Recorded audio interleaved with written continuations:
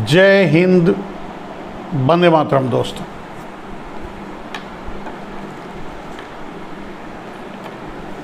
आप सभी का मैं अपने इस डिजिटल प्लेटफॉर्म पे लाइव में स्वागत करता हूं।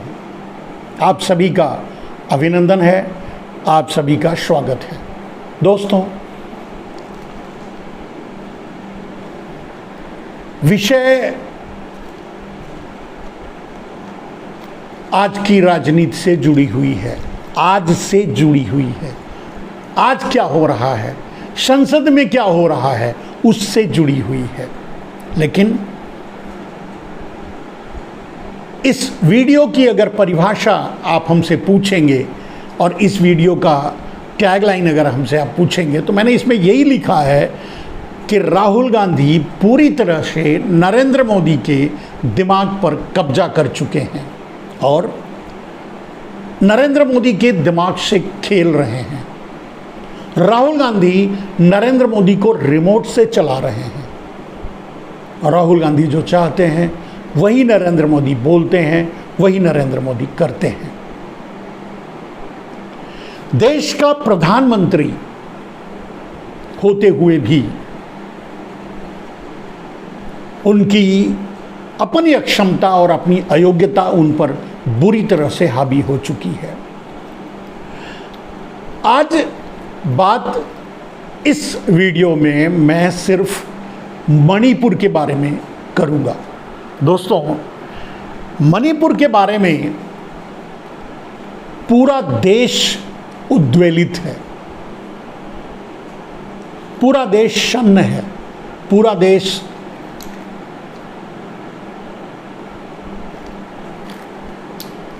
पूरी तरह से अचंभित है। और वो मात्र इसलिए क्योंकि नरेंद्र मोदी ने क्या किया। और आज इस वीडियो में सिर्फ और सिर्फ मणिपुर की बात होगी। मणिपुर के मुद्दे को लेकर के संसद में विपक्ष बहस चाहता है।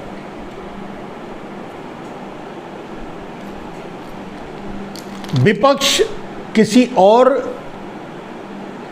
विधान के तहत बहस चाहता है और सत्ता पक्ष यानी नरेंद्र मोदी के लोग किसी और विधान के तहत। ये मतभेद नहीं है, ये सिर्फ टांग अड़ाना इसे कहते हैं। नरेंद्र मोदी चाहते ही नहीं कि संसद चले। नरेंद्र मोदी के पास संसद में बोलने के लिए कुछ बचा नहीं है, क्योंकि बोलते बोलते इतनी बड़ी गलत बात बोल गए, इतनी बड़ी गलत बात कह गए वो संसद के बाहर। मणिपुर के बारे में उसकी तुलना छत्तीसगढ़ और राजस्थान से करके वो पहले ही क्या कहते हैं उसे, LBW हो चुके हैं। अब उनके पास खेलने के लिए तो कुछ है नहीं, बैटिंग कर नहीं सकते, उनका बैट छीन लिया गया है, पवेलियन में बिठा दिए गए हैं। अब ये एकाकीपन उनको काफ़ी खल रहा है और वो इसी में काफ़ी जल रहे हैं। परिणाम आपके सामने है। सवाल है कि विपक्ष संसद में मणिपुर पर जवाब चाहता है और ये मणिपुर पर संसद में विपक्ष नहीं चाहता जवाब, विपक्ष चाहता है, लेकिन विपक्ष के जरिए पूरा इंडिया चाहता है कि नरेंद्र मोदी मणिपुर पर जवाब दें।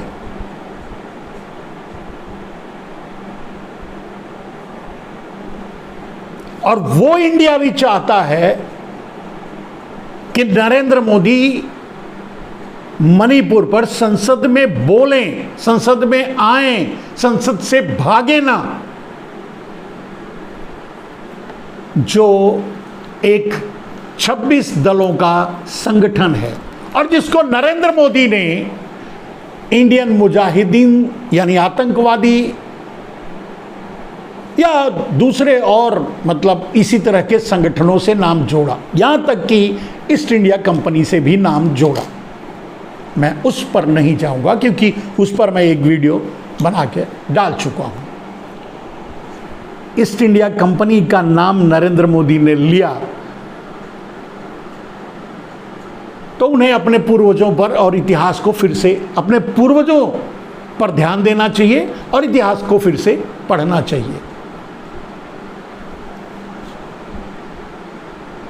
ईस्ट इंडिया कंपनी को लाया कौन? आपके पूर्वज। भारत को गुलाम बनाया कौन? आपके पूर्वज। दलाल तो वही थे। तो खैर अब उस पर नहीं जाएंगे, उस पर बोल चुके हैं। यहां बात सिर्फ इतनी सी है कि संसद में अगर विपक्ष बहस चाहता है तो नरेंद्र मोदी क्यों नहीं बोलते? बोलने के में तो माहिर हैं, नहीं बोले तो वहां टेलीप्रॉम्प्टर लगवा लें, उससे बोल दें। भाषण ही झाड़ना है, झाड़ के चले जाएं, कुछ जो भी बोलना है बोल जाएं। और वैसे भी झूठ बोलने में माहिर हैं, झूठ ही बोल जाएं। बोलने में क्या हर्ज है? बोल क्यों नहीं देते? लेकिन सच कुछ और है। सच ये है मेरे दोस्त, इसीलिए मैंने आज लिखा इस बात में, इस टैगलाइन में, कि नरेंद्र मोदी के पूरे दिमाग पर राहुल गांधी छा चुके हैं, नरेंद्र मोदी के दिमाग को कैप्चर कर चुके हैं। नरेंद्र मोदी वही बोल रहे हैं जो राहुल गांधी चाहते हैं। इंडिया INDIA यानी 26 दलों का जो संगठन का नाम है, उस इंडिया की बात कर रहा हूं। तो इंडिया को ये मूर्त रूप देने वाले राहुल गांधी जब ये कर रहे थे तो उन्हें पता था कि आप क्या बोलोगे। नरेंद्र मोदी तो इंडिया की भी धज्जियां उड़ा चुके हैं और इंडिया से भी लड़ गए, इंडिया को भी लात मारने की कोशिश कर रहे हैं। और ये काम राहुल गांधी ने नरेंद्र मोदी से करवाया। आगे नरेंद्र मोदी क्या करेंगे ये सबको पता है। नरेंद्र मोदी अगर ये सोचते हैं कि उन्होंने साजिश रच करके राहुल गांधी को संसद से बाहर कर दिया, घर से बाहर बेघर कर दिया, तो ये उनकी भूल है। लेकिन अगर उसी चाल को मान लिया जाए तो एक तुक्का इसे कह सकते हैं कि नरेंद्र मोदी ने राहुल गांधी को चाले चलकर, या जो भी, नरेंद्र मोदी राहुल गांधी को संसद से निकलवा दिए, ठीक है, और राहुल गांधी नरेंद्र मोदी को मजबूर कर दे रहे हैं कि वो संसद में जा ही न सके, बोल ही न सकें, क्योंकि बोलेंगे तो क्या बोलेंगे।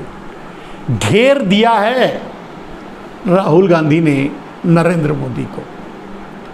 इंडिया पर जो नरेंद्र मोदी बोल गए, अगर इस पर भी सवाल उठा संसद में तो नरेंद्र मोदी क्या जवाब देंगे? मणिपुर पर नरेंद्र मोदी जो बोल गए, अब संसद में नरेंद्र मोदी क्या बोलेंगे? मणिपुर पर संसद में नरेंद्र मोदी क्या बताएंगे कि 3 महीने से वो पेगासस के जरिए वो सारे वीडियो को एंजॉय कर रहे थे? क्या बताएंगे देश को, क्या बताएंगे संसद को? क्यों उन्होंने कोई कार्रवाई नहीं की? क्यों उन्होंने कोई इनिशिएशन नहीं लिया? क्यों नरेंद्र मोदी मणिपुर की घटनाओं को दबाने की कोशिश करते रहे?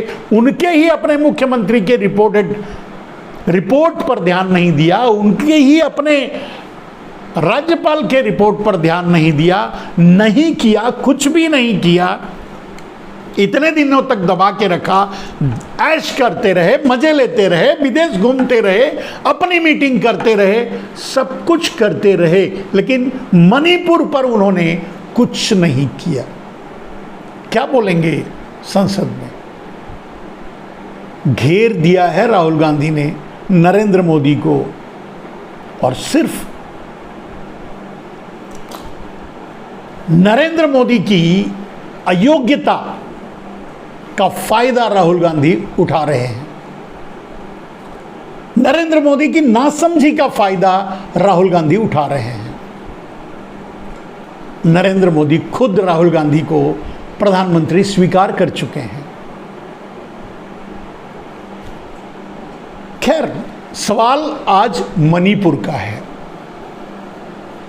नरेंद्र मोदी अगर संसद में पहुंचते हैं, अब अभी तो जाने के काबिल ही नहीं बचे हैं, जा ही नहीं पा रहे हैं, और शायद वो संसद चले ना चले इस सत्र में, संसद में जाएं भी ना, क्योंकि जाने के बाद जो छीछालेदर नरेंद्र मोदी की होगी, क्योंकि शायद वहाँ टेलीप्रॉम्प्टर नहीं लगवा पाएंगे, तो जो छीछालेदर नरेंद्र मोदी की होगी उसे सह भी नहीं पाएंगे और विक्षिप्त हो जाएंगे। क्योंकि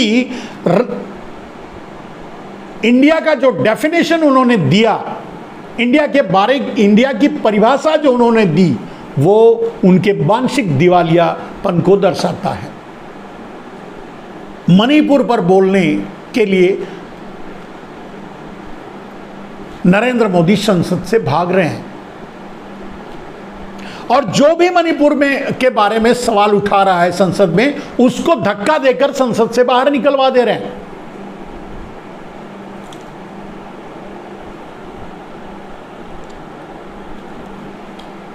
आपने देखा संजय सिंह का क्या किया उन्होंने। आपने जगदीप धनखड़ का क्या बिहेवियर था संसद में, आपने देखा। मोदी की रोटी में कुछ नमक ज्यादा ही हो गया है धनखड़ जी,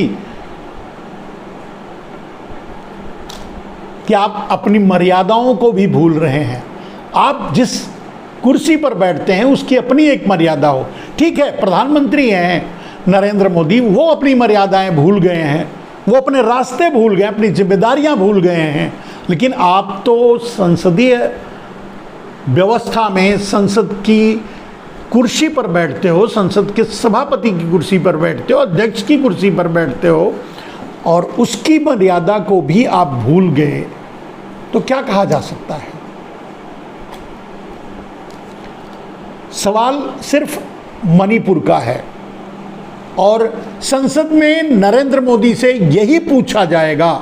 सामने से जो काउंटर सवाल होंगे वो यही होंगे कि 3 महीने से इन घटनाओं की जानकारी अगर आपको थी तो आप क्या कर रहे थे और आपने क्या किया, और अगर आपको नहीं थी इसकी जानकारी, आप अपने मुख्यमंत्री को झूठा साबित कर दीजिए, आप अपने राज्यपाल को झूठा कह दीजिए और कह दीजिए कि आपको कोई जानकारी नहीं थी। अगर आप ऐसा कहते हैं तो मैं नहीं समझता कि एक क्षण भी उस प्रधानमंत्री की कुर्सी पर बैठने के काबिल आप हैं।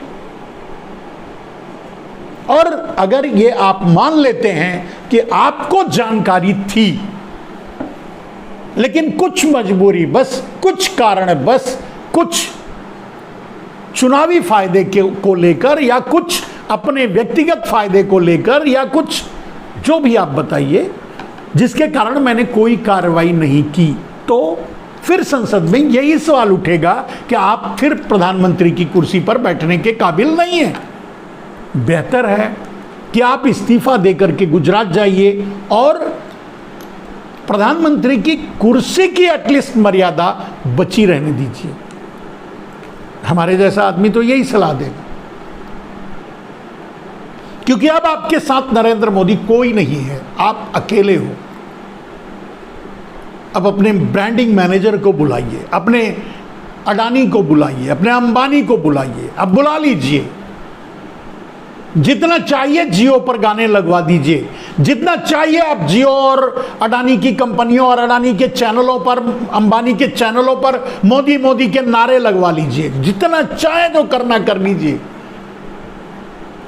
लेकिन अब आप तो गए।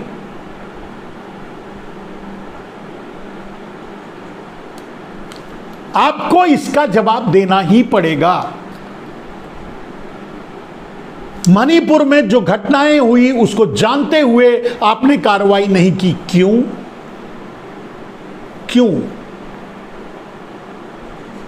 और नहीं जानते थे तो इस कुर्सी पर बैठे हो क्यों? इस क्यों का जवाब देना पड़ेगा। अगर आप संसद से भागते रहे, नहीं गए, नहीं दिए, तो आपको जनता जवाब देगी। वही जनता, छत्तीसगढ़ की जनता, मध्य प्रदेश की जनता, राजस्थान की जनता, वही जवाब देगी।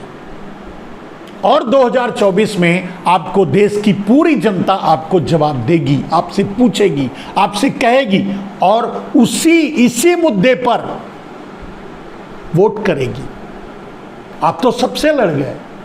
आप आरएसएस को अपना दुश्मन बना लिया नरेंद्र मोदी जी। आपने इंडिया को अपना दुश्मन बना लिया नरेंद्र मोदी जी। आप भारत को बेच दिया नरेंद्र मोदी जी। आपके पास है क्या? कौन लड़ेगा आपके लिए? ये जो नामर्द बैठते हैं और तालियां बजाते हैं आपके सामने, वो लड़ेंगे आपके लिए। मोदी मोदी के नारे लगाते हैं आपके सामने, वो लड़ेंगे आपके लिए। या आपके लिए रास्ता बनाते हैं, वो लड़ेंगे आपके लिए। या आपके हर मूर्खता पूर्ण उत्तर जवाब सवाल पर रीट्वीट ट्वीट करते हैं, उसको मुद्दा बनाते हैं, वो लड़ेंगे आपके लिए। कौन लड़ेगा आपके लिए? कौन है आपके पास आज? नरेंद्र मोदी जी ने बताइए। देश को, भारत को बेच डाला, इंडिया को दुश्मन बना लिया, इंडिया को ईस्ट इंडिया बना दिया आपने। हालांकि दलाली आपके पूर्वजों ने ही की थी। खैर, उसको छोड़ दीजिए, पीछे मत जाइए, आगे की देखिए। जिसे आप इंडियन मुजाहिदीन के नाम से गाली दे रहे हैं, जिसे आप आतंकवादी जिस इंडिया को कह रहे हैं, जिस इंडिया को आप इंडियन क्या बोलते हैं, पॉपुलर फ्रंट ऑफ इंडिया का नाम दे रहे हैं, क्या वो इंडिया आपके लिए लड़ेगा?